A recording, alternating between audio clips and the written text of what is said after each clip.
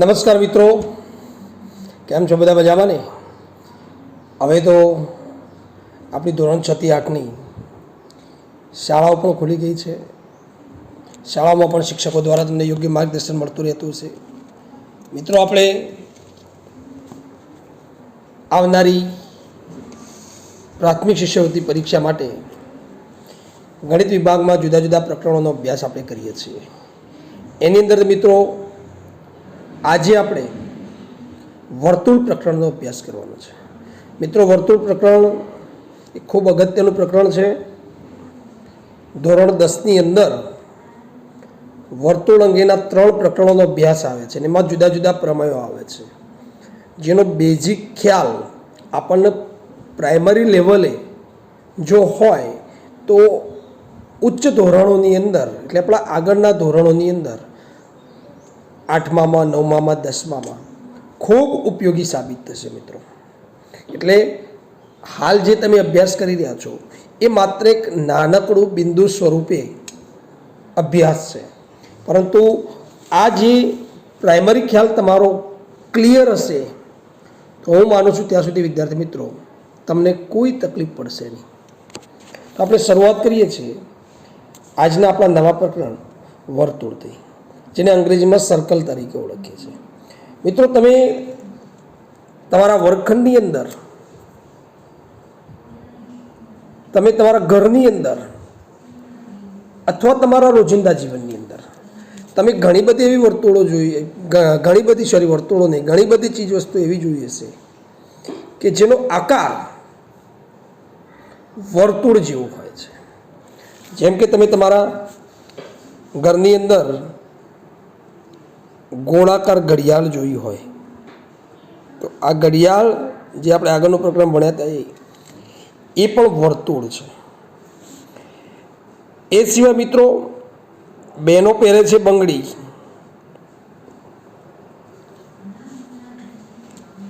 એ પણ વર્તુળ છે. સિક્કા એ પણ વર્તુળ છે મિત્રો. સાયકલનું પૈડું એ પણ મિત્રો વર્તુળ છે. આ બધા વર્તુળના ઉદાહરણો છે કે જે આપણા રોજિંદા જીવનની અંદર એમનો આકાર જોઈએ તો આકાર વર્તુળ આકાર હોય છે. તો મિત્રો, વર્તુળ બને છે કઈ રીતે? તો આના માટે ભૂમિતિનો પાયાનો ખ્યાલ આપણે તમને ભણાવ્યું હતું. બિંદુ, નાના નાના બિંદુઓ હોય. કેવા? નાના નાના બિંદુઓ આ પ્રકારે, બધા જ બિંદુઓ ભેગા થાય ત્યારે બિંદુઓથી આવું વર્તુળ બને છે. 1, 2, 3, 4 આ બિંદુઓ દોરું છું અને આ બિંદુઓને તમે જોડી દો મિત્રો. બિંદુઓને જોડવાથી આપણને ગોળાકાર વર્તુળ બને છે. તો વર્તુળની શરૂઆત કરીએ એટલે આપણો પહેલો જ પોઈન્ટ મિત્રો તમને આ ખબર હોવી જોઈએ કે વર્તુળ એ અસંખ્ય બિંદુઓથી બને છે. કે વર્તુળ અસંખ્ય બિંદુઓથી બનતી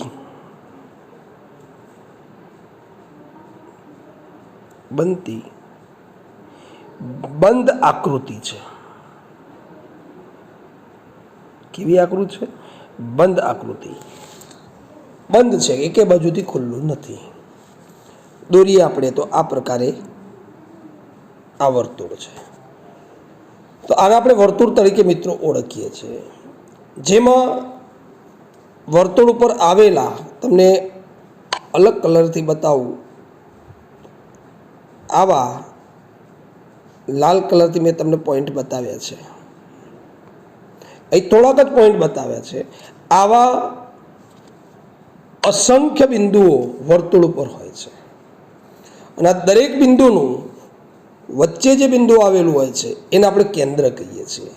કેન્દ્રથી આ દરેક અંતર મિત્રો સરખું હોય છે. યાદ રાખજો, વર્તુળના કેન્દ્રથી વર્તુળ ઉપર આવેલા તમામ બિંદુઓના અંતર સરખા હોય છે.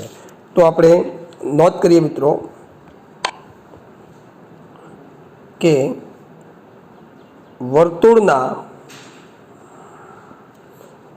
કેન્દ્રથી વર્તુળ પર આવેલા તમામ બિંદુઓના અંતર સમાન હોય છે. કેવા હોય છે? સમાન હોય છે. આ પોઈન્ટે ખાસ મિત્રો યાદ રાખવાનું. આના પરથી આપણે વર્તુળના મુખ્ય હોય એવા 3 અંગોનો અભ્યાસ કરવાનો છે. જોઈએ આપણે કયા 3 અંગો છે. પહેલા નંબરે જો વાત કરું તો એ છે ત્રિજ્યા. શું વાત કરીએ છીએ આપણે? ત્રિજ્યા.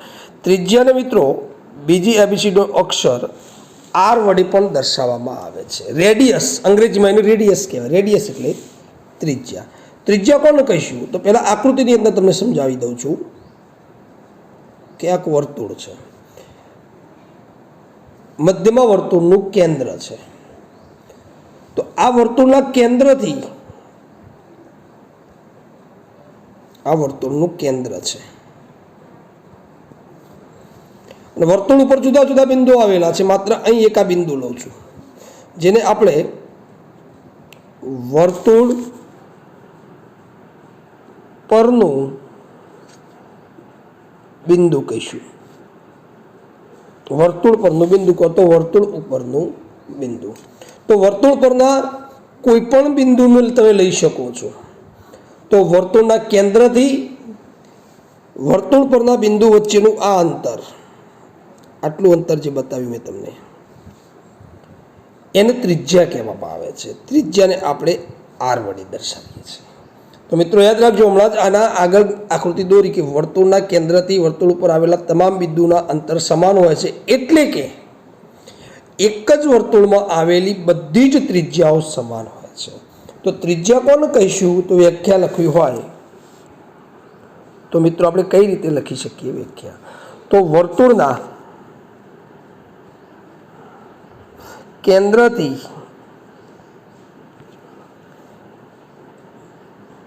વર્તુળ પરના બિંદુ સુધીના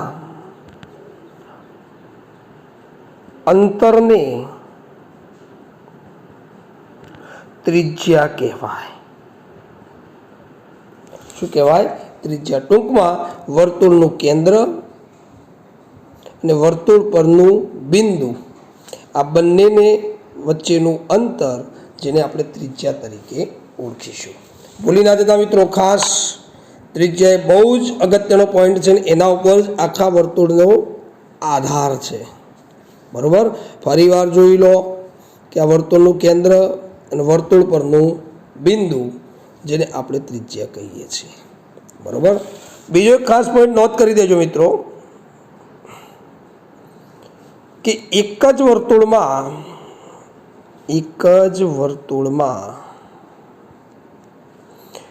બધી જ ત્રિજ્યાના માપ હંમેશા સમાન હોય છે. એક જ વર્તુળની અંદર આવેલી બધી જ ત્રિજ્યાઓના માપ સમાન હોય છે. બરાબર? તો આ મિત્રો આપણે ત્રિજ્યા સંબંધી વાત પૂર્ણ કરીએ છીએ. વારંવાર કહીશ કે વર્તુળ પરનું બિંદુ અને કેન્દ્ર વચ્ચેના અંતરને આપણે ત્રિજ્યા તરીકે ઓળખીશું. ચલો એનું બીજું અંગ જોઈએ હવે. તો બીજું અંગ છે જીવા. બીજું છે જીવા. સમજો મિત્રો, તમારા અભ્યાસક્રમમાં છે એના કરતાં પણ એક પોઈન્ટ હું તમને વધારે સમજાવીશ, જેથી પાછળ કોઈ તકલીફ તમને પડશે નહીં. બરાબર? જીવા કોને કહેવાય? વર્તુળ છે. બરાબર? વર્તુળ પરના કોઈ પણ બે બિંદુઓને જોડી દો, જેમ કે જો અહીં હું એક બિંદુ મૂકી દઉં છું અને અહીં એક બિંદુ રાખું છું, એવી રીતના અહીં એક બિંદુ છે, અહીં એક બિંદુ છે, અહીં એક બિંદુ છે, અહીં એક બિંદુ છે, અહીં એક બિંદુ છે, અહીં આ બધા વર્તુળ પરના બિંદુઓ છે, વચ્ચે વર્તુળનું કેન્દ્ર છે, બરાબર. તો જુઓ, વર્તુળ પરના બે બિંદુઓને ખાલી જોડી દો અને આવો રેખાખંડ બની જાય તો એને મિત્રો જીવા તરીકે ઓળખવામાં આવે છે. આને જોડી દો, માની લો કે કેન્દ્રમાંથી પસાર થાય છે તો એ વાંધો નહીં, આ પણ મિત્રો જીવા કહેવાય છે. આ બે બિંદુઓને જોડી દો, એને પણ મિત્રો જીવા કહેવાય છે. આ બે બિંદુઓને જોડી દો, એને મિત્રો જીવા કહેવાય છે. ટૂંકમાં વર્તુળની અંદર બે બિંદુઓને જોડતો રેખાખંડ, વર્તુળમાં બે બિંદુઓને જોડતો રેખાખંડ કે જેને જીવા તરીકે ઓળખવામાં આવે છે. ખ્યાલ આવ્યો? વર્તુળની અંદર બે બિંદુઓને જોડતો રેખાખંડ જેને જીવા કહે છે. વ્યાખ્યા કે વર્તુળમાં બે બિંદુઓને જોડતા રેખાખંડને જીવા કહે છે. શું કહે છે? જીવા તરીકે ઓળખવામાં આવે. હવે તમે જોઈ લો, આકૃતિ પરથી જ ખબર પડે કે એક જ વર્તુળની અંદર તમામે તમામ જીવાના માપ સમાન હોતા નથી. જો એક વર્તુળમાં બધી ત્રિજ્યાના માપ સમાન હોય, એક વર્તુળની અંદર તમામે તમામ જીવાના માપ સમાન હોય નહીં. કદાચ ઉપરની જીવા નીચેની જીવા બંનેના માપ સરખા હોય તો બે જીવાના માપ સરખા કદાચ હોઈ શકે, બને એવું, પણ બધી જીવાના માપ સમાન હોતા નથી. તો આ એક ખાસ મુદ્દો યાદ રાખવાનો છે મિત્રો. હવે જીવામાંથી જ ત્રીજો ઘટક આપણને મળશે જેને આપણે વ્યાસ તરીકે ઓળખીએ છીએ. શું કહેવાય છે? વ્યાસ. ચલો સમજીએ.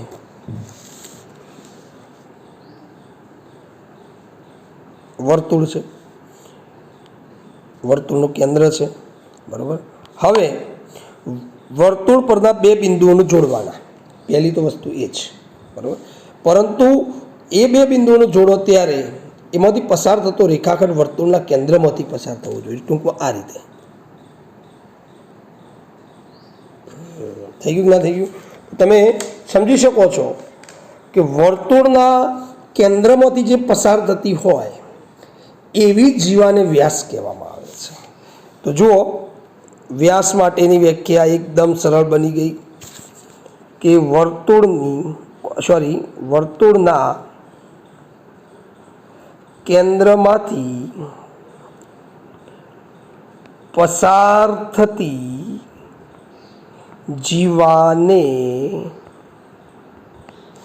વ્યાસ કહે છે. વર્તુળના કેન્દ્રમાંથી પસાર થતી હોય એવી જીવાને શું કહે છે? વ્યાસ તરીકે મિત્રો ઓળખવામાં આવે છે. અને વ્યાસ એ વર્તુળની મોટામાં મોટી, ખાસ શબ્દ પકડજો મિત્રો, મોટામાં મોટી જીવા છે. તો પરીક્ષામાં પ્રશ્ન પૂછાય કે વર્તુળની મોટામાં મોટી જીવા કઈ? તો વર્તુળની મોટામાં મોટી જીવા વ્યાસ છે. યાદ કરી દેજો મિત્રો, ખૂબ પૂછાવાની જ શક્યતા છે કે વર્તુળની મોટામાં મોટી જીવા ખાલી જગ્યા છે, તો વર્તુળની મોટામાં મોટી જીવા વ્યાસ છે, બરાબર. હવે મિત્રો આપણે વ્યાસ અને જીવા આ બંને વચ્ચેનો થોડોક સંબંધ સમજીએ, બરાબર. જુઓ, વ્યાસ અને જીવા આ બંને વચ્ચેનો સંબંધની વાત કરું હું તમારી સામે. જો એક વર્તુળ છે, વર્તુળનું કેન્દ્ર છે, વર્તુળના કેન્દ્રમાંથી પસાર થતી જીવા જેને આપણે વ્યાસ કહીએ છીએ, એ સિવાય આ બધી પણ જીવાઓ જ છે. તો આ બધી જીવાઓ કહેવાય, આ બધી જીવાઓ કહેવાય. એટલે ટૂંકમાં તમે એવું કહી શકો, દરેક વર્તુળમાં આપેલો વ્યાસ એ જીવા છે. દરેક વર્તુળમાં આપેલો આ વ્યાસ એ જીવા છે. પરંતુ દરેક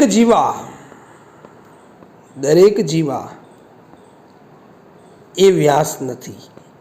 સમજો મિત્રો, જો અટપટું લાગે છે ને, પણ આવડી જાય એવું છે. શું કહેવા માગે છે સમજો કે વ્યાસ, તો આ તમારો વ્યાસ છે, એ જીવા છે. તો હા, એને તમે જીવા કહી શકો મિત્રો, કારણ કે વ્યાખ્યા જેવી છે કે વર્તુળના કેન્દ્રમાંથી પસાર થતી જીવાને વ્યાસ કહેવામાં આવે છે. પણ દરેક જીવા એટલે આ એ જીવા છે, આ એ જીવા છે, તો આનો વ્યાસ કહેવાય ના કહેવાય. તો દરેક જીવાનો વ્યાસ કહેવાતી નથી, માત્ર એ જીવાનો જ વ્યાસ તમે કહી શકો કે જે જીવા વર્તુળના કેન્દ્રમાંથી પસાર થતી હોય. શેમાંથી પસાર થતી હોય? વર્તુળના કેન્દ્રમાંથી જ જો પસાર થતી હોય તેવી જીવાને જ મિત્રો આપણે વ્યાસ તરીકે ઓળખીએ છીએ. યાદ રાખજો કે આપેલા વર્તુળની અંદર રેખાખંડ AB વ્યાસ છે, તો વર્તુળની મોટામાં મોટી જીવા કઈ હોઈ શકે? તો રેખાખંડ AB, વ્યાસ AB તમારી એ જ મોટામાં મોટી જીવા બને છે. તો મિત્રો, આ તો વ્યાસ અને જીવા વચ્ચેનો સંબંધ. એવી જ રીતના પરીક્ષામાં દાખલા ગણવા માટે આપણે ત્રિજ્યા અને વ્યાસ વચ્ચેનો સંબંધ મેળવવાનો છે. બહુ જ અગત્યનો સંબંધ છે, સમજી લેજો. આના પરથી જ બધા દાખલાઓની શરૂઆત થાય છે. પછી ક્ષેત્રફળનું સૂત્ર છે. તો જુઓ, આ આપણે વર્તુળ દોરીએ માની લો, અને આ વર્તુળનું કેન્દ્ર છે, બરાબર. વર્તુળના કેન્દ્રમાંથી પસાર થતી જીવાને આપણે વ્યાસ કહીએ છીએ, બરાબર. તો મિત્રો, આ આખો વ્યાસ છે, આ આપણું કેન્દ્ર છે. વ્યાસ તમે જોઈ શકો છો, આખો વ્યાસ છે. પરંતુ તમને એવું પણ મેં ભણાવ્યું કે વર્તુળના કેન્દ્રથી વર્તુળ પરના બિંદુ વચ્ચેનું અંતર આટલું, એને ત્રિજ્યા R કહેવામાં આવે છે. વર્તુળ કેન્દ્રથી વર્તુળ પરનું બિંદુ, જેને ત્રિજ્યા કહેવામાં આવે. તો જુઓ, એક વ્યાસની અંદર બે ત્રિજ્યાઓ છે. એક વ્યાસમાં કેટલી ત્રિજ્યાઓ છે? બે. એટલે યાદ રાખવાનું કે વ્યાસ બરાબર સૂત્ર શું બને? તો વ્યાસ બરાબર સૂત્ર બને 2 ગુણ્યા ત્રિજ્યા. ત્રિજ્યા એટલે R, 2 ગુણ્યા ત્રિજ્યા. ટૂંકમાં વ્યાસ અને ત્રિજ્યા વચ્ચેના સંબંધની વાત કરીએ તો વ્યાસ એ ત્રિજ્યા કરતાં બમણો હોય છે. જોઈ શકો છો, આટલું માપ અને આટલું માપ, બમણું માપ હોય છે. માટે ત્રિજ્યા આપેલી હોય ને, વ્યાસ શોધવો હોય તો 2 વડે ગુણી દેવાનું, 2 ગુણ્યા ત્રિજ્યા કરવાનું. અને જો ત્રિજ્યા શોધવી હોય તો તમારે વ્યાસ ભાગ્યા 2 કરવાનું. ટૂંકમાં જેટલો વ્યાસ હોય એનાથી અડધી ત્રિજ્યા હોય. તો મિત્રો, આ જે રહ્યું એ તમારા નોટબુકની અંદર તમે ખાસ લખી દો. દાખલા ગણવા માટે ખૂબ ઉપયોગી છે. વ્યાસ ઉપરથી ત્રિજ્યા અને ત્રિજ્યા ઉપરથી વ્યાસ ગણવાના દાખલા તમને આ સૂત્ર પરથી જ મિત્રો પૂછાય છે, અને તમારે આના પરથી જ ગણવાના છે, બરાબર. તો હવે આપણે વ્યાસ અને ત્રિજ્યા વચ્ચેનો સંબંધ દર્શાવતા હોય તેવા કેટલાક દાખલાઓ જોઈએ, બરાબર. ચલો, બંનેના 3 દાખલા જોઈએ. પહેલો એવો દાખલો જોઈએ આપણે કે વ્યાસ શોધો. એનો મતલબ તમને ત્રિજ્યા આપેલી છે, બરાબર. ત્રિજ્યા બરાબર 10 સેમી, 2 ત્રિજ્યા બરાબર 2 સેમી. વ્યાસ શોધો. ત્રિજ્યા 10 સેમી છે, વ્યાસ શોધો. ત્રિજ્યા 2 સેમી છે, વ્યાસ શોધો. તો મિત્રો, સૂત્ર તમને શીખવાડી દીધું મેં. વ્યાસ બરાબર 2 ગુણ્યા ત્રિજ્યા, બરાબર. વ્યાસ શોધવાનો છે, ત્રિજ્યા આપેલી છે, 2 ગુણ્યા ત્રિજ્યા કેટલી છે? 10. 10 દુ 20 સેમી. મળી ગયું ને? ટૂંકમાં જેટલી ત્રિજ્યા છે એના કરતાં વ્યાસ બમણો થશે.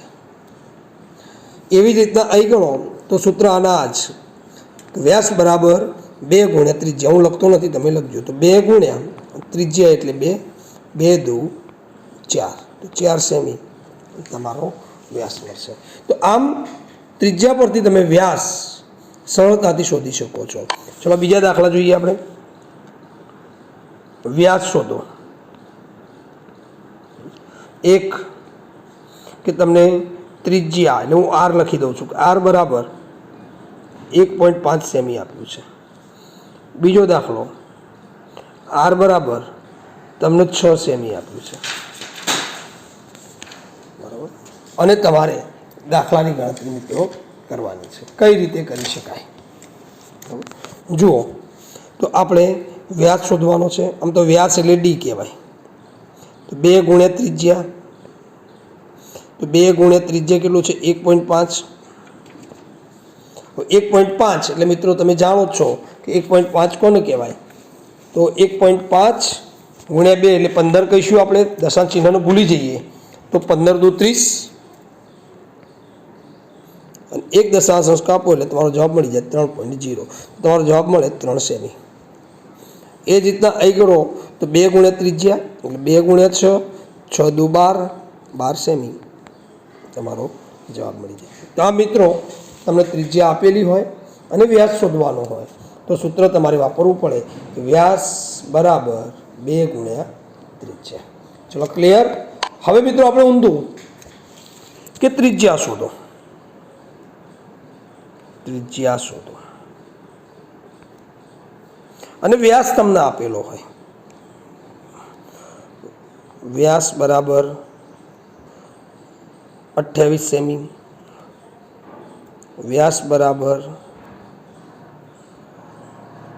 16 સેમી, ત્રિજ્યા શોધો. તો સૂત્ર શું છે મિત્રો? ત્રિજ્યા બરાબર વ્યાસ ભાગ્યા 2. તો વ્યાસ આપણે જોઈ લો કેટલો આપેલો છે 28 ભાગ્યા 2, છેદ ઉડાડો તો 2 અને ઉપર 14, 14 દુ 28 ઉડી ગયા, જવાબ આવી ગયો 14. તો 14 સેમી તમારી ત્રિજ્યા મળે છે, બરાબર. એ જ રીતના આ સૂત્ર ઉપરથી આ દાખલો આપણે ગણીએ કે ત્રિજ્યા શોધવી છે. તો ત્રિજ્યા બરાબર શું થાય? વ્યાસ ભાગ્યા 2. વ્યાસ કેટલો? 16 ભાગ્યા 2, 2 અઠ્યું 16, જવાબ કેટલો આવશે? 8 સેમી. તો આ મિત્રો જ્યારે જ્યારે ત્રિજ્યા પરથી વ્યાસ શોધવો હોય ત્યારે તમારે સૂત્ર વાપરવું પડે વ્યાસ ભાગ્યા 2. ચલો હજી એકાદ દાખલો તમારી સામે લઈ લઉં કે ત્રિજ્યા આર શોધો, બરાબર. અને 30 સેમી આપણને વ્યાસ આપેલો છે. ત્રિજ્યા શોધવાની. તો ત્રિજ્યા આર બરાબર સૂત્ર શું કીધું મેં તમને? વ્યાસ ભાગ્યા 2. વ્યાસ કેટલો? 30, 30 ભાગ્યા 2, જવાબ કેટલો મળી ગયો? 15. તો 15 સેમી તમારો મિત્રો જવાબ મળે છે. તો આમ તમે વ્યાજ અને ત્રિજ્યા સંબંધી દાખલાઓની ગણતરી મિત્રો કરી શકો છો. તો આ સાથે આપણે વ્યાજ અને ત્રિજ્યા વચ્ચેના વ્યાજ ક્યાં વ્યાસ અને ત્રિજ્યા વચ્ચેના સંબંધની વાત પૂર્ણ કરીએ છીએ. ત્યાંથી આપણે બહુ જ અગત્યના પોઈન્ટ ઉપર હવે જઈ રહ્યા છીએ અને વર્તુળનો છેલ્લો પોઈન્ટ એટલે વર્તુળનું ક્ષેત્રફળ.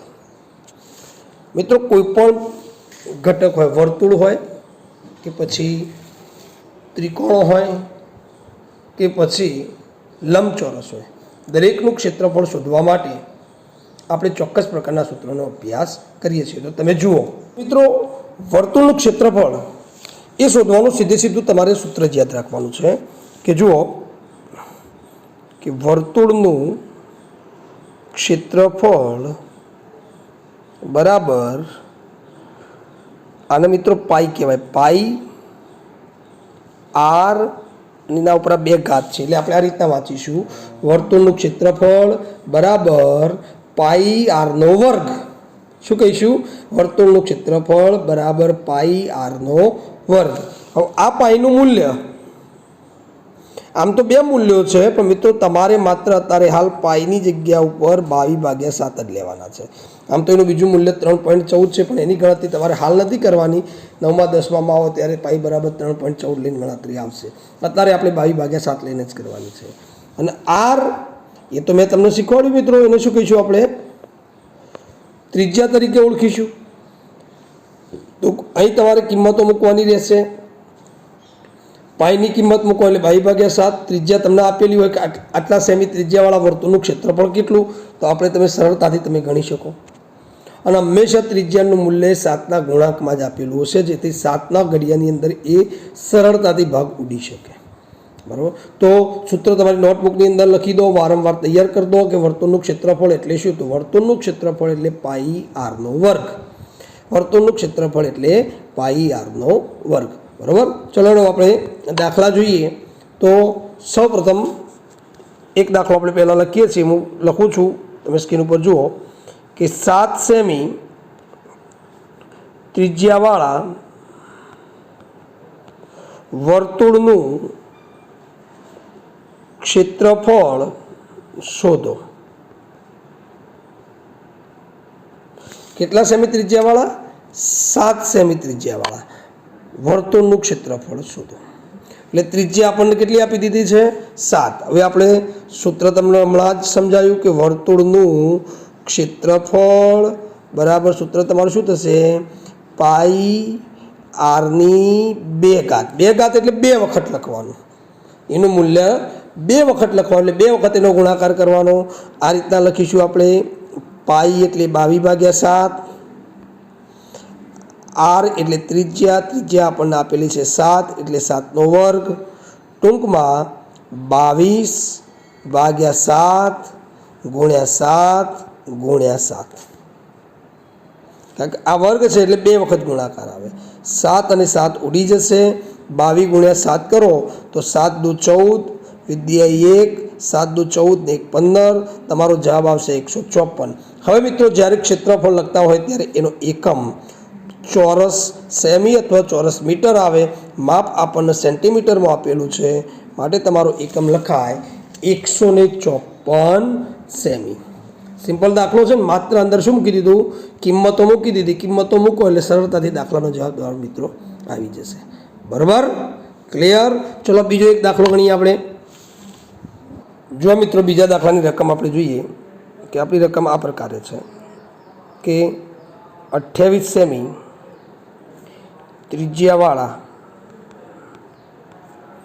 ત્રિજ્યાવાળા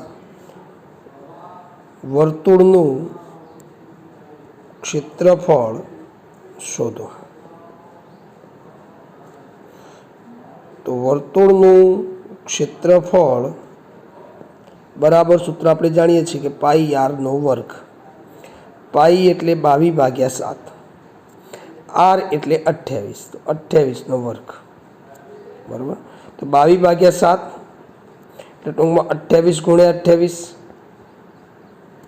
છેદ ઉડાડો તો 7 ચોક 28, 22 ચોક 88 ગુણ્યા 28. આ બંનેનો જે જવાબ આવે આપણો જવાબ થાય ટૂંકમાં 88 ગુણ્યા 28. 0 8 દુ 16, વિદ્યાર્થી 1, 8 દુ 16 ને 17. ત્યાર પછી 88 64, વિદ્યાર્થી 6, 88 64, 64 અને 6 70. સરવાળો કરો તો 4 6 7 ને 7 14, 1 ને 1 2. તમારો જવાબ કેટલો આવ્યો? 2464. ટૂંકમાં અહીં લખવાની જગ્યા નથી, પણ તમારો આ જવાબ કેટલો થશે? 2464. તો આમ ત્રિજ્યા આપેલી હોય અને વર્તુળનું ક્ષેત્રફળ શોધવું હોય તો મિત્રો સરળમાં સરળ પદ્ધતિ આ છે, જેની અંદર તમે આરનું મૂલ્ય મૂકો અને સરળતાથી દાખલો ગણી શકો છો. હવે છેલ્લે એક દાખલો આપણે ગણી લઈએ કે જુઓ 21 સેમી ત્રિજ્યા ધરાવતા વર્તુળનું ક્ષેત્રફળ ખાલી જગ્યા છે. આવી રીતના જ પૂછાય. તો મિત્રો વર્તુળનું ક્ષેત્રફળ બરાબર સૂત્ર તમે બધા જાણો છો શું થાય? પાઈ આર વર્ગ. પાઈ બરાબર 22/7. આર એટલે 21 ગુણ્યા 21 સીધા લખી દઈએ તો 7 તરી 21 એટલે 22 તરી 66 ગુણ્યા 21. ટૂંકમાં આપણે એ ગુણાકાર કરીએ તો 21 ગુણ્યા 66 તો 0 6 એકા 6, 6 દુ 12, 6 એકા 6, 6 દુ 12. ટોટલ કરો એટલે 6, 6 ને 2 8, 2 ને 1 3 અને 1. તમારો જવાબ મળશે 1386. એકમ લખવાનું ભૂલતા નહીં. સેન્ટીમીટરમાં હોય તો ચોરસ સેમી, મીટરમાં હોય તો ચોરસ મીટર. તો આ મિત્રો વર્તુળની અંદર વર્તુળના અંગો જેવા કે ત્રિજ્યા, વ્યાસ અને ત્યાર પછી જીવા, ટૂંકમાં ત્રિજ્યા, જીવા અને વ્યાસ, ત્યારબાદ જીવા અને વ્યાસ વચ્ચેનો સંબંધ અને વ્યાસ અને ત્રિજ્યા વચ્ચેનો સંબંધ, જેના આધારિત દાખલા મેં ગણાયા. અને ત્યારબાદ છેલ્લે હાલ આપણે વર્તુળના ક્ષેત્રફળની વાત તમારી સામે મૂકેલી છે. તો હું આશા રાખું છું કે મિત્રો આ પ્રકરણ તમને આખું જ ખૂબ ઉપયોગી સાબિત થશે. વારંવાર આ વિડીયો જોઈ અને વર્તુળના પાયાના જે સિદ્ધાંતો રહ્યા એ તમારે મિત્રો ક્લિયર કરી દેવાની. સાથે સાથે જે મિત્રો મારી સાથે જોડાય છે એ તમામ મિત્રોનો પહેલાં તો આભાર માની લઉં, અને વધુને વધુ મિત્રો આપણા આ સેશનની અંદર જોડાતા રહે એવા તમે પણ પ્રયત્નો કરજો. મારી ચેનલને જો તમે સબસ્ક્રાઈબ ન કરી હોય તો એકવાર મિત્રો સબસ્ક્રાઈબ પણ કરી દેજો, જેથી મારું નોટિફિકેશન સીધું તમારી પાસે મળી જાય. કાલે મળીશું, ત્યાં સુધી મિત્રો હું રજા લઉં છું. દરેક મિત્રોનો ખૂબ ખૂબ આભાર.